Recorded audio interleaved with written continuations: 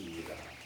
자신의 피를 위해서 이스라엘이라고 하는 그런 나라를 이제 세우고 나라를 다스려야 될 아들에게 주는 말씀, 과연 어떤 말씀이 그에게 피가 되고 살이 되고 종이 된 말씀일까?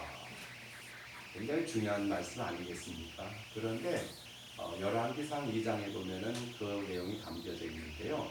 그때 다윗이 가장 먼저 한 말은 다른 말이 아니고 너는 힘써 대장부가 되라 이 말을 주셨어요. 대장부가 되라. 오늘날 우리나라 사람들 가운데서도 때때로 그 자녀들에게 유언의 말씀을 남길 텐데 과연 그와 같은 유언을 할 분이 있겠는가를 생각해 보면은 우리가 그럴 사람은 거의 없을 것 같아요. 이 복잡하고 어려운 세상 속에서 대장부 좀 추상적이기도 하고 그렇잖아요. 그런데 우리가 오늘날 그 주변에 일어난 여러 가지 사건들을 생각해 보면 그 말에 상당히 의미심장하다는 말도 갖게 되어집니다. 요즘도 얼마 전에 우리가 LH 사건을 통해서 비리 개발되어질 그런 정보를 파악하고 거기에 따른 이익을 추구하고자 이 땅을 매입하고 또는 주택을 매입하고 그래가지고 막대한 그런 이익을 보는 사람들을 보게 됩니다. 사실 그러면 안 되는 거죠.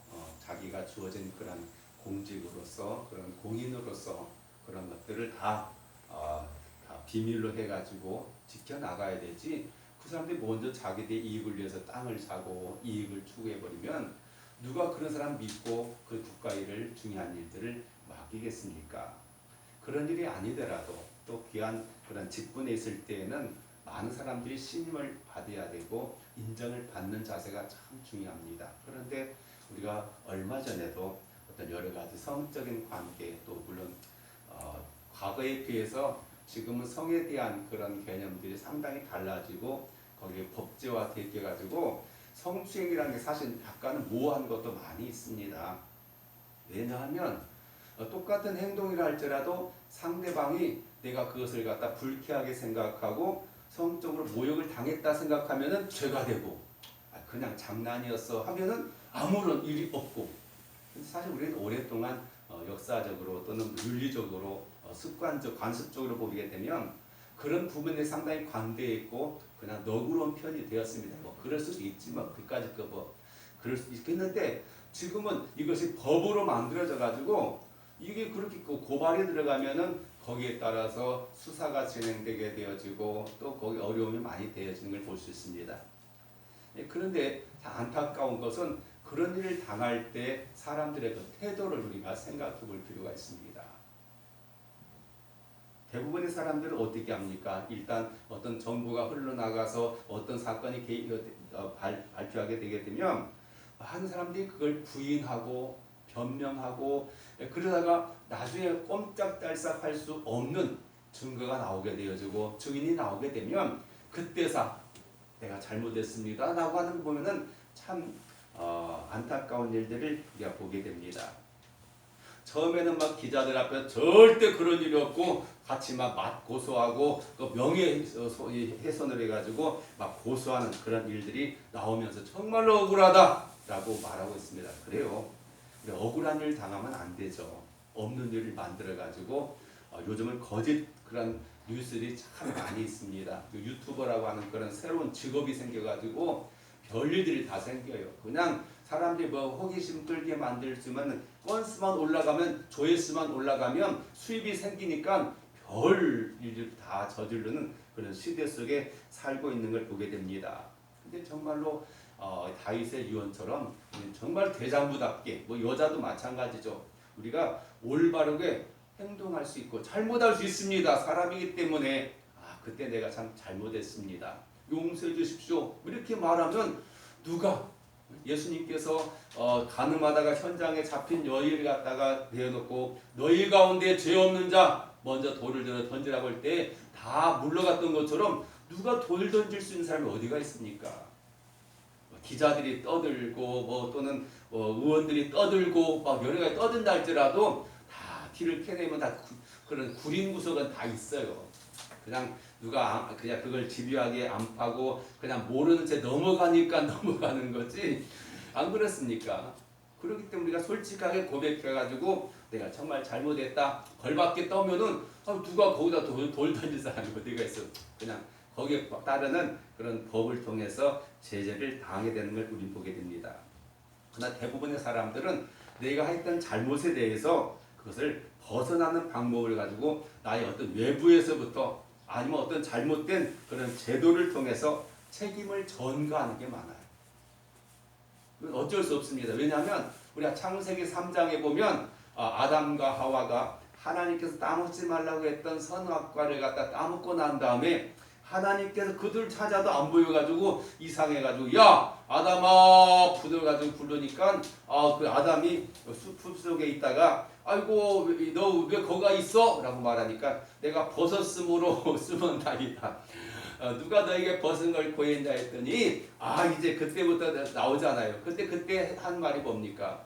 하나님께서 나에게 주신 그 여자가 나에게 이거 먹으라고 해서 내가 먹어가지고 이렇게 됐습니다. 하나님 말씀을 어겼습니다. 참 그때 안타까워요. 그때 아담이 어떻게 했어야 돼요? 대장부답게 하나님 내가 그만 하나님 먹지 말라고 하는 걸 너무 내가 먹고 싶어서 정말 보면 볼수록 그거 한번 먹으면 정말 살 것 같아가지고 내가 먹었습니다. 참 잘못했습니다. 용서해 주시오. 그랬더라면 우리 인생이 바꿔졌을 거예요. 우리 인류의 인생이 바꿔졌을 거예요. 그런데 뭐라고 말해요? 책임을 두 가지로 말하죠. 첫째는 누구한테 돌리냐면 간접적으로 하나님께 돌려. 당신이 그 여자 만들어줘가지고 그 여자가 나한테 죄짓게 만들었다. 1차적인 책임은 누구냐? 하나님으로 돌려요. 정작 먹은 것은 자기가 먹어놓고도 그렇게 말해요. 그 다음에 그 여인한테 돌리는 거죠. 저 여자가 그렇게 하면 안 되는데 그렇게 해갖고 내가 어쩔 수 없이 따라서 했습니다. 인간적으로 하잖아요. 부부관계 하면서 부부생활하면서 서로 다뤄가지고 평생 어떻게 살아요? 서로 그냥 죽이 되든 밥이 되든 같이 가야 되지. 좀 인간적으로 생각이 되지만 그때 참 아까워요. 하와도 역시 마찬가지죠. 저 뱀이 나를 갖다 꼬셔가지고 내가 이렇게 넘어갔습니다. 그게 우리 조상이에요. 우리 그 핏줄을 갖다 타고 났기 때문에 어쩔 수 없다고 생각할 수 있습니다.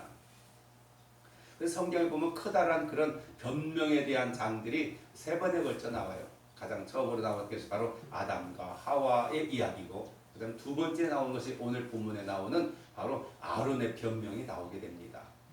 그리고 사람이 살다 보면 정말 변명 같은 거 안 하고 떳떳하고 당당하게 정말 세상의 기초로 소금으로 살아가면 얼마나 좋겠습니까마는 때때로는 여러 가지 그런 여론에 따라서 내가 정말 이건 아닌데 라고 하는 생각을 가지면서도 따라서 행하고 난 다음에 그 다음에 뭐가 겁이 나냐면 거기에 따르는 처벌 또는 비난, 거기에 따른 여러 가지 불이익에 대해서 사람은 두려워할 수밖에 없게 되어지는 것이 인지상정이 아닌가라는 생각을 갖게 되어집니다. 그래서 우리나라 그 속담 가운데 그런 말이 있잖아요. 잘 되면 내 탓이고 잘못되게 되면 조상 탓이다. 그랬어요. 이게 그냥 오래전부터 내려왔던 하나의 우리의 습성과도 같은 게 바로 이런 변명거리가 아닌가라는 생각을 갖게 되어진다고 하는 사실이죠. 그래요. 오늘 본문의 배경은 너무도 잘 알지만 잠깐 설명해드리면 정말 중요한 순간이었습니다.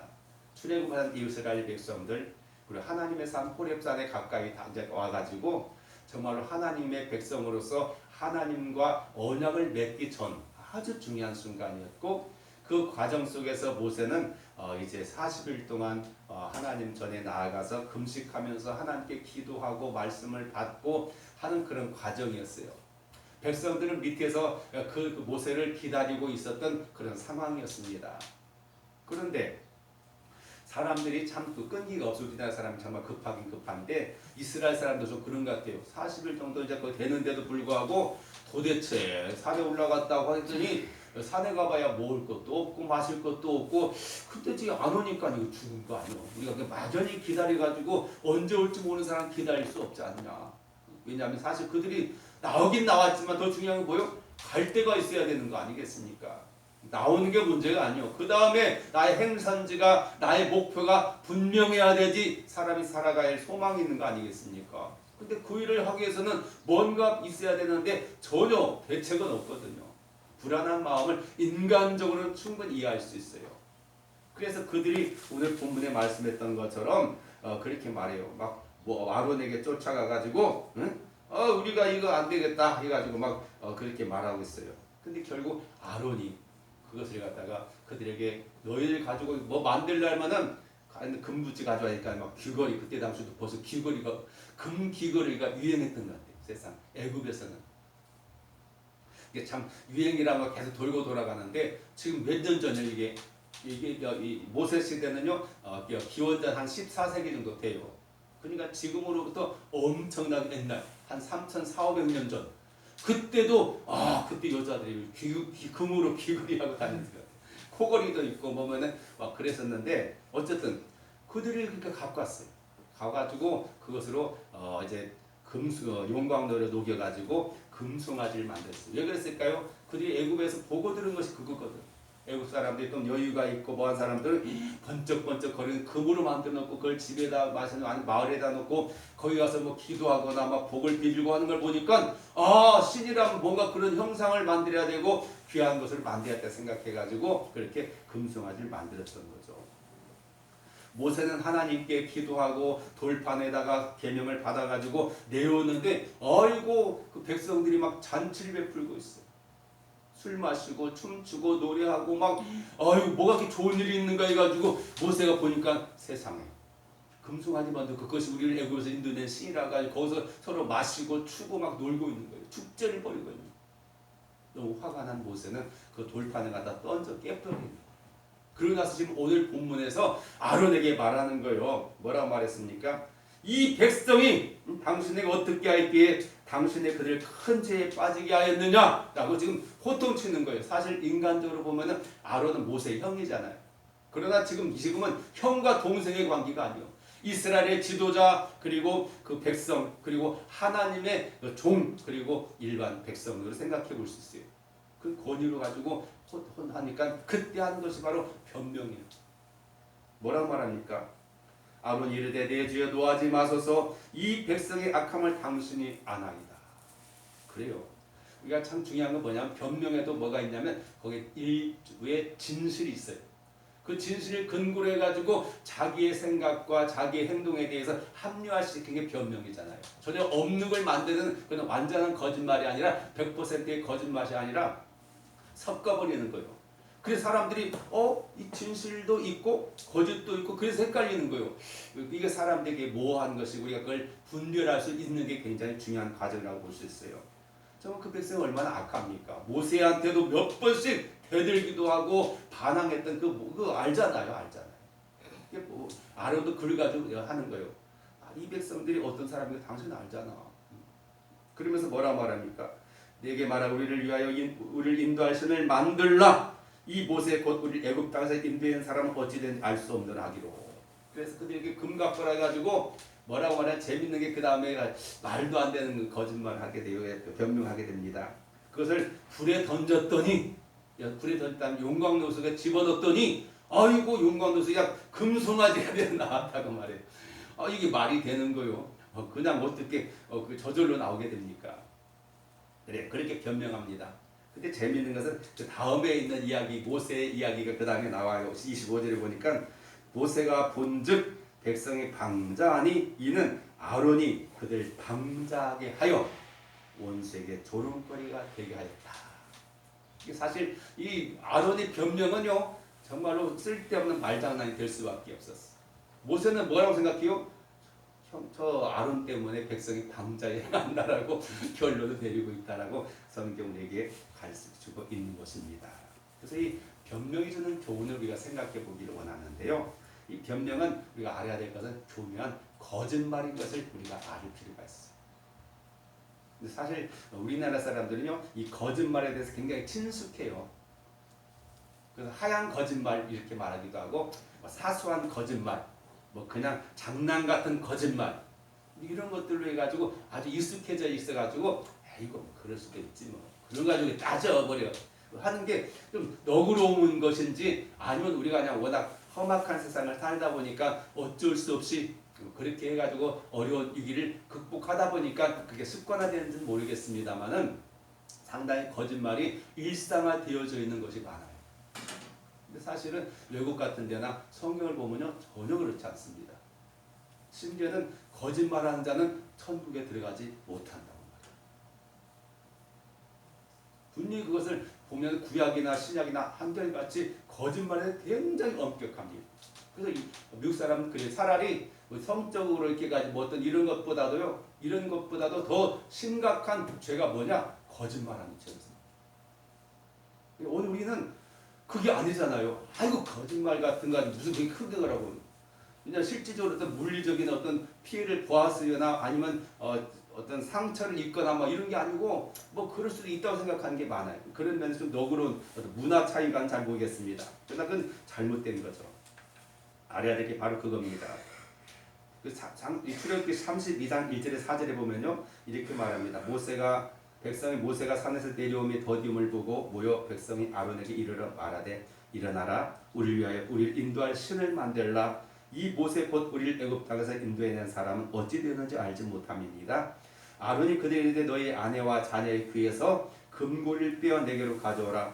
모든 백성이 그 귀에서 금고리를 빼어 아론에게 가져가며 아론이 그들의 손에서 금고리를 받아 부어서 조각칼로 새겨 송아지 형상을 만드니 그들이 말하되 이스라엘아 이는 너희를 애굽 땅에서 인도하여낸 너희의 신이로다 하는지라. 실제로는 금이 그거 녹여가지고 조각칼로 해가지고 조각을 해가지고 금송아지 만들어 놓고 했어요. 근데 모세 앞에서는 아이 불이 동강 넣더니 그렇게 됐더라고 이렇게 말하는 모습 우리가 보게 됩니다. 우리를 인도할 신을 만들어내라. 사실은 이 말 자체가 모순 아니겠습니까? 신이라고 한다면 우리가 만들어서 신이 될 수 있는 신이 어디가 있어요? 안 그렇습니까? 근데 사실은 그런 일들이 얼마나 많은지 몰라요. 내가 원하는 상을 만들어 놓고 그것을 우리 신이라고 스스로 인정하고 부르는 거예요. 뭐 그거 우리나라도 오랫동안 그런 일이 너무 많았습니다. 뭐 마을마다 보면 오래 몇백 년 된 그런 느티나무나 막 이런 것에 가가지고 거기다 새끼를 메고 거기다 고사 지내고 뭐 그런 그 입구에는 뭐 천하 대장군 뭐 지하 여장군 해가지고 거기다가 또 뭐 하고 뭐 아니 하다못해 뒤에 장독대 위에다가 정화수도 놓고 기나이다 새벽마다 빌기도 하고 뭐 별이 다 있잖아요. 사실은 우리나라 그런 민족입니다. 얼마 안 되는 이야기예요. 우리 어렸을 때만 하더라도 제가 전주에서 보면 초등학교 때 다닐 때 소풍 가면 어디로 많이 가면 덕진공원으로 많이 갔어요. 거기 한 10여일이 되는 걸 갖다 애들들이 막 그때 막 한 굉장히 많았습니다. 학생들이 막 몇천 명 됐는데 한번 쭉 걸어가면은요 길이 막 꼬리가 안 보여가지고 볼만해요. 가다 보면 뭐가 있냐 돌 던지는 데가 있어요. 가다 보면 길 신대한테 이렇게 던져주면은 발 안 아프게 하고 여행 잘 되게 돼가지고 그런 데가 몇 군데가 있었어. 그때만 하더라도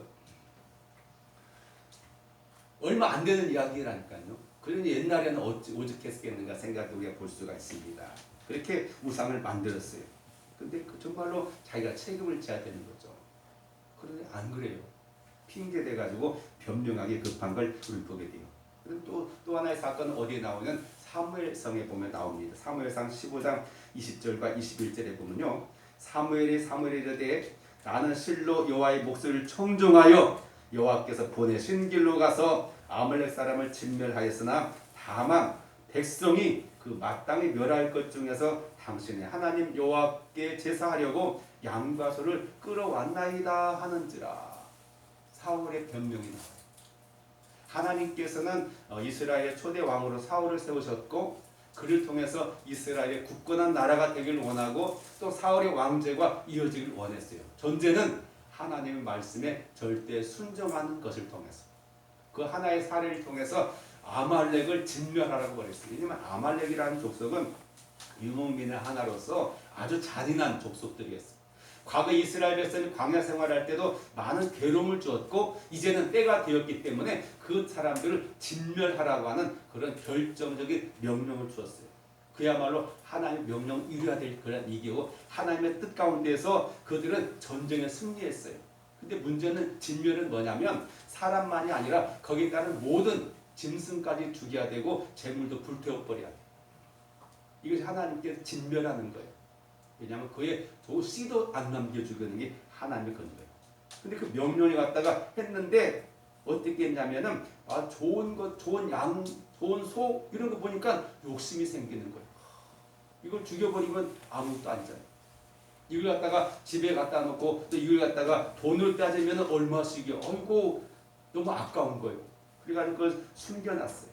그때 사무엘이 그걸 책망하는 거죠. 아니 지금 하나님께 진멸하다 오는데 이 소 우는 소리가 어디서 들리고 양 우는 소리가 어디서 들리고 이게 도대체 무슨 일이냐고 말할 때 지금 했던 변명이 사무엘상 바로 15장 20절과 21절에 말하는 거예요. 나는 여호와의 명령을 청정하여 여호와께서 보내신 길로 가서 아말렉 사람을 진멸했습니다. 진멸했다고 하는데 근데 멸할 것 가운데서 당신의 하나님 여호와께 제사하려고 양과 소를 끌어왔다라고 말하는 거죠. 변명은 굉장히 합리적인 것 같아요. 그래 은혜를 아는구나. 네가 잘나가지고 네가 똑똑하고 네가 힘이 세서 이기는 게 아니라 하나님께 주신 것으로 해가지고 했다고 하는데 이게 참 문제가 되는 거예요. 이 변명 속에는 우리가 뭐가 있어요? 그런 교묘한 거짓말이 있고 욕심이 담겨져 있는 걸 보게 되죠. 근데 우리 그것을 솔직하게 드러내지 않아요. 뭔가 감춰놓고 포장해가지고 미화시켜가지고 막 그런 일이 얼마나 많아요. 내가 원래 그러려고 한 게 아닙니다. 원래 내가 이런 식으로 이런 의도를 가지고 했지. 내가 욕심 챙긴 사람입니까? 내가 그래도 의리 있는 사람이고 내가 그래도 양심 있는 사람인데 라고 말하게 되었어요.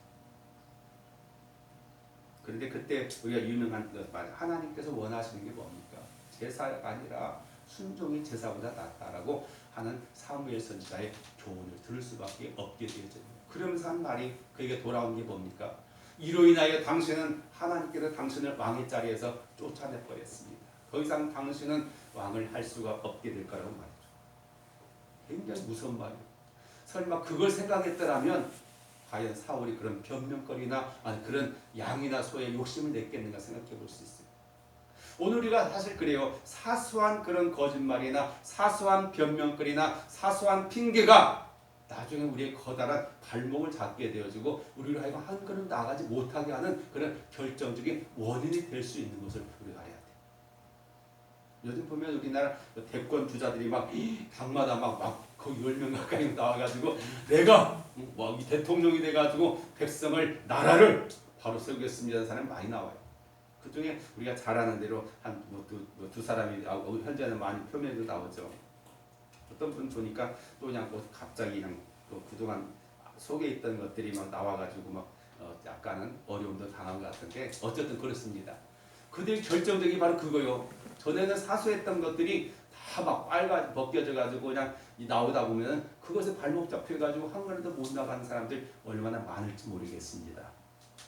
네, 이건 참 잘못된 것 같아요. 그래서 우리가 보면은 성경에 보면은 시편 기자는 이렇게 말하면 시편 120편 2절에 보니까 여호와여 거짓된 입술과 속이는 혀에서 내 생명을 건져 주소서. 이 말은 수동적인 입장에서 왜냐하면 이런 지도자들이나 특별히 요즘 애들은 가짜 언론이 굉장히 많아요. 가짜 정보가 많아요. 가짜 뉴스가 많아요. 이런 거에 대해서 우리가 이거 속이는 것인가 잘못된 거 알아야 돼요. 보이스피싱 얼마나 많습니까? 우리나라만 있는 게 아니더라고요. 그래요. 이런 것들에 대해서 우리가 분별할 수 있는 영을 가져야 돼. 지식을 가져야 돼. 그렇지 않으면은 한순간에 그냥 다 뺏길 수밖에 없게 눈 번히 뜨고 그냥 내가 갔다가 돈 찾아가지고 그냥 갔다가 갇히는 수가 많잖아요. 세상 무서운 세상. 그래서 이 시편 기단 일찌감치면 하나님께 그렇게 기도하고 있어요. 하나님 거짓된 혀, 거짓된 입술, 속인 혀에서 내 생명을 건져주소서. 거기 가딱 넘어가면 같이 죽잖아요. 아까 말했던 것처럼 그렇게 아론의 변명 속에서 발생한 일로 그때 이스라엘 사람들 가운데 죽은 사람이 몇 명이냐면 3,000명이 죽었어요. 나의 사소한 것이 잘못된 선택이나 이것이 굉장히 큰 여파로 나타날 수 있어요. 그리고 에베소서 4장 25절에 보면은 바울은 이렇게 말합니다. 거짓을 버리고 각각 그 이웃과 더불어 참된 것을 말하라. 성도들은 다른 것 없어요. 우리는 다른 사람한테 적어도 참되게 대해야 돼요. 말과 행동이 일치되어질 수 있는 그런 삶을 살고 정말 잘못했을 때 정말 하나님 앞에 회개하는 것처럼 사람 앞에서도 우리가 정말 내가 잘못했습니다.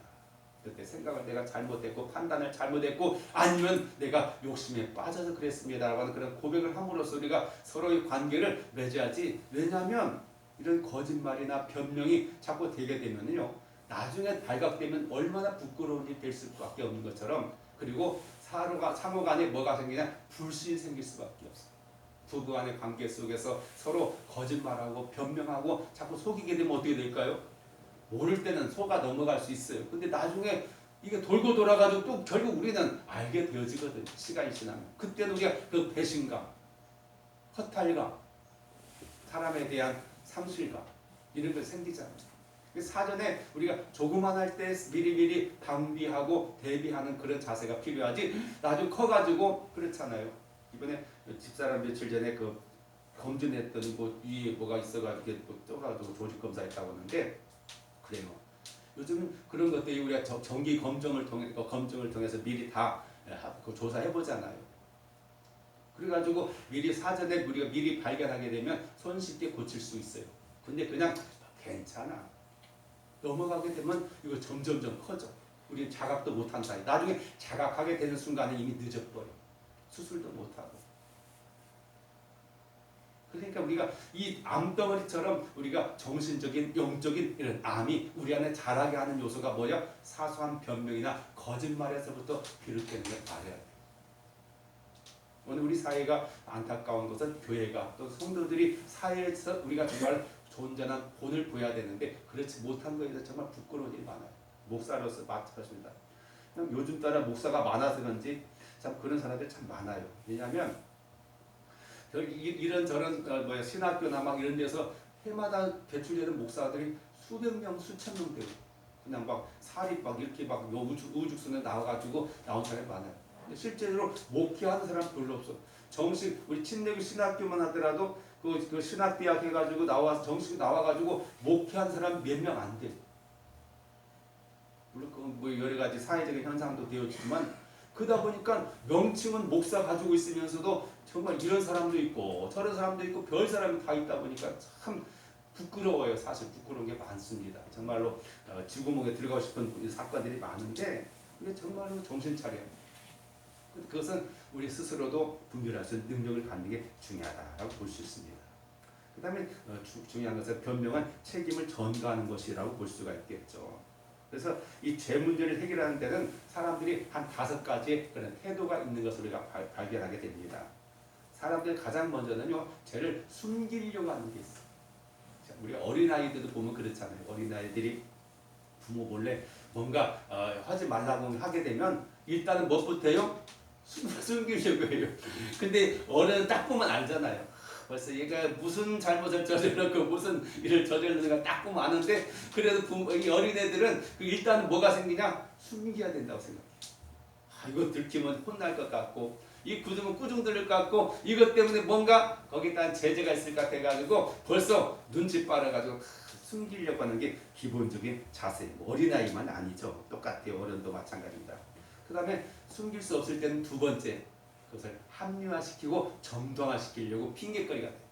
나는 안 그러려고 했는데 자가 다 때문에 그랬고 아니 무슨 환경 때문에 그랬고 뭐 어째서 가지고 거기에 따라서 내가 일부러 의도적인 것이 아니고 피치 못할 그런 사연 때문에 사정 때문에 그렇게 했다고 변명이 돼요.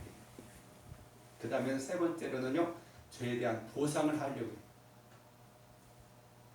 전에 그래서 저는 그 김포에 있었을 때 보면은 옆집 부부가 있었는데 좀 자주 싸워요. 재밌는 것은요, 싸우고 난 다음에 저녁에 나갔다가 들어올 때는 뭘 가지고 오더라고. 뭐 통닭을 사온다든가 뭔가 선물 사와가지고 그걸로 해요. 내가 잘못한 건 잘못했고 그 다음에 이것으로 물론 그것도 상당히 건설적인 거예요. 그냥 또 돌아서 가지고 말도 않고 각방 쓰고 뭐 이렇게 하는 것보다는 그래도 뭔가 달래려고 하고 뭔가 이렇게 하려고 하는 거, 화해를 취하는 건 괜찮은데 그런 게 있어요.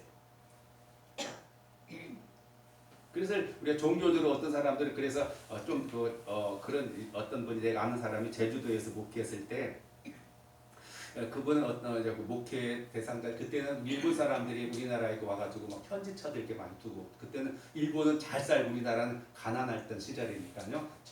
70년대나 이럴 때 80년대까지 그랬었는데 관광객들 많이 왔잖아요. 막 일본 사람들 막 돌아다니고 그때는 일본 사람들만 막 돌아다녔어요. 그들 볼 때는 얼마 안 되는 돈 같은 현지처에다 방 얻어가지고 그냥 주고 사는 거요. 근데 그 사람 가운데서 전도해가지고 교회 나온 사람이에요. 근데 현지처로서 살면서 이제 교회 나오는데 그럼 목회가 당신들 생활 바꿔가지고 나와 이렇게 할 수는 없잖아요.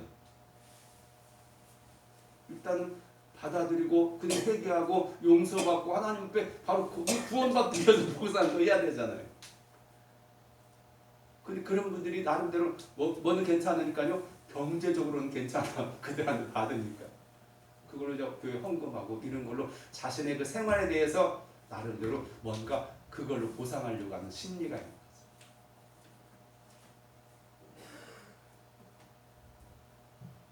거죠. 그들만이 아니라 우리 일면에 그런 게 많이 있습니다.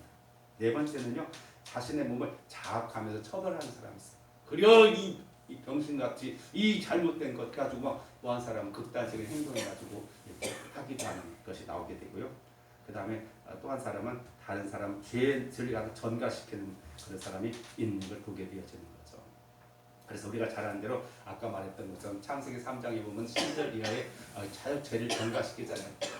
하와 때문에 있고 뱀 때문에 있고 뭐 때문에 있고 뭐 때문에 이것이 우리 사람들이 하는데 참 대장부답지 못한 그런 행동이 아닌가라는 생각을 우리가 갖게 됩니다. 이게 뭡니까? 바로 기피 풍조 우리가 참 탓을 많이 하죠. 뭐 때문에 합리적인 이유가 아닌 것을 하게 되는 걸 보게 됩니다.